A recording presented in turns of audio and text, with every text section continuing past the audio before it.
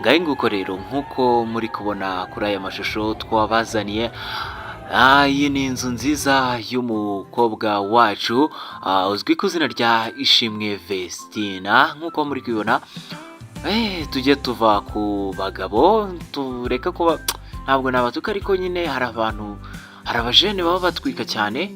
Uriya mugabo ngo ni Idrissa, biragaragara ko afite amafaranga kandi menshi cyane, kuko ni umuntu uri international. Bisa nkaho akorera ibihugu byinshi kandi akorera agatubutse. Nkuko muri kubona rero iyi ni inzu agiye kumutuzamo hariya mu gihugu cya Burkina Faso.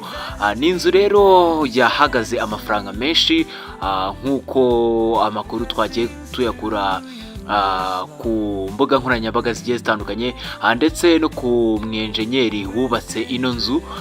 Bigaragara ko ari inzu y'icyubahiro kandi ari inzu nyine igaragara nyine sureba igikoresho. Erega buriya urukundo rujya ahantu hari amafaranga, n'ifaranga risigaye rikora cyane. Iyo witegereje neza ukareba iyi nzu ukuntu imeze, urabona ko ari inzu itangaje cyane. Rero kuba uno mukobwa Ishimwe Vestine we n'umugabo we Idrissa bagiye kwimukiramo ntabwo byadutunguye cyane, ariko buriya Murindahabi Irene ni umuhanga, ndetse n'uriya mukobwa ni umuhanga. Byari byatunguye abantu benshi cyane bavuga amagambo, ariko uyu munsi umujene yaje kutwemeza ngo ni Idriss atwereka itandukaniro cyane. Ibi rero ni ibintu byifuzwa n'abakobwa benshi cyane hano mu Rwanda ndetse no ku isi muri rusange, gukundana n'umugabo ufite amafaranga, ufite agatubutse, yarangiza akakwereka urugo rwiza. Ni handi bajya bavuga ngo iyo ushaka ko umugore wawe akubera marayika ugomba kumuremera ijuru. Rero n'uyu nguyu Idrissa urabibona ko we ari umuntu ufite gahunda kandi ifatika cyane. Rero mujye munashima Imana, buriya ni ugushima Imana cyane, kuko twitegereje neza iyi nzu ihagaze akayabo. Rero ndagira ngo ukore ku buto ya subscribe, cyane ko hano ngaha kuri Devish Entertainment ariho tubagezaho amakuru agenda atrendinga, ndetse n'utuntu twinshi tutageze ku zindi social media zigiye zitandukanye. Rero ngiye hano ndi nka Devish, niko wanyita, cyane ko ukeneye kwamamaza watwandikira kuri iyi nimero 0795567076. Rero iyi niyo nimero waduhamagaraho ukatwandikira kuri WhatsApp tukakwamamariza ibikorwa byawe kandi bikaza kugenda neza. Rero reka twikomereze. Inzu ni inzu nkuko mwayibonye hari ku mafoto, ni inzu nziza cyane, kandi nyuma y'ubukwe niyo Vestine yatashemo agiye kuba ari kuryoshyamo. Nyine urabona ko Imana irahambaye cyane, nta wakoreye Imana ngo akozwe n'isoni. Nicyo rero Imana yaretse uyu mukobwa, uyu Vestine. Murabibuka indirimbo yaririmbye ya mbere ati nanjye nahawe ijambo, murayizi neza kuntu bano bana batangiye, ariko ubu ngubu babaye VIP. Rero ubu ngubu dutegereje uriya mukobwa Kamikazi Dorcas, we ategereje iki?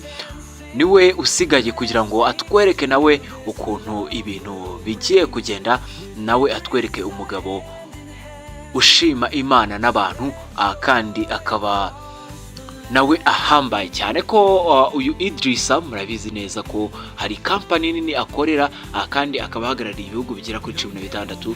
Urumva ko ari umuntu ufite amafaranga.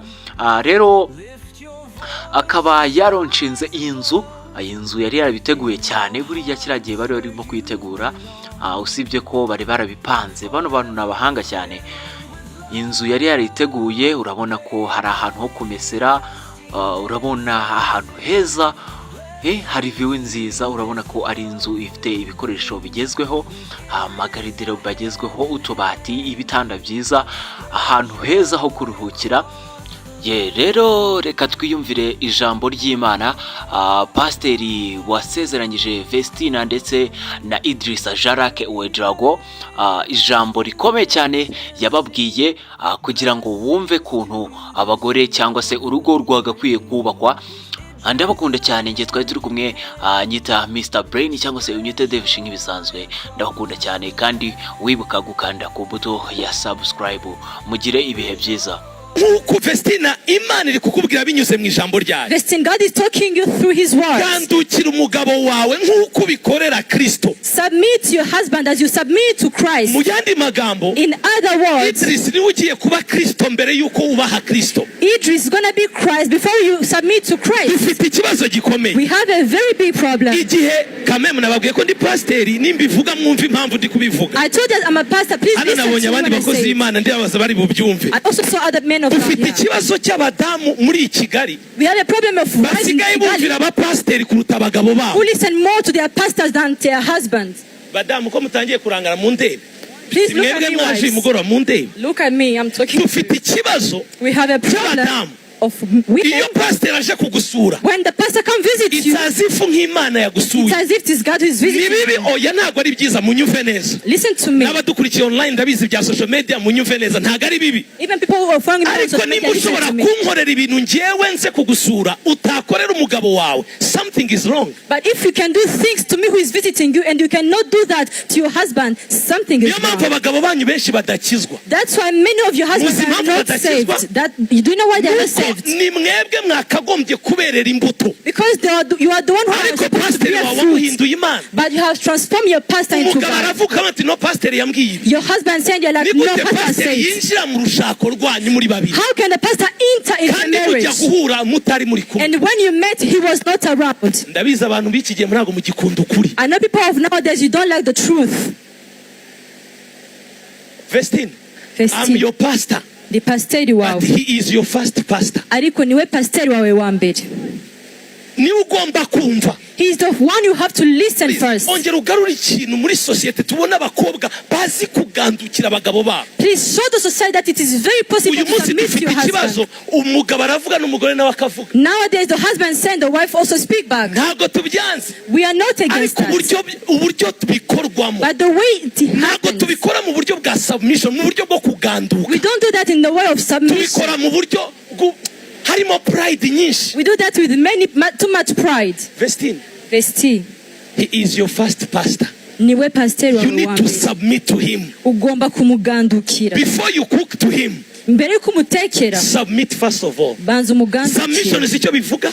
Do you know what submission is? Vision yawe. Your vision, put it on him. Umuhamagara Imana yaguhaye, shira kuri we. Put your calling on him. Icyo ufite cyose muri wowe. Ugomba kugikoresha uca bugufi ugandukira umugabo Imana iguhaye. Whatever you have, you have to use it by submitting to your husband. Bivuze ntabwo ari Jack's bivuze. It is a Vestine Imana iri kukubwira binyuze mu ijambo. Spread joy across the land.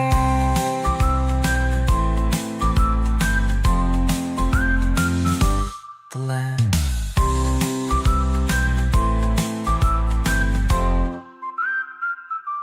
The land.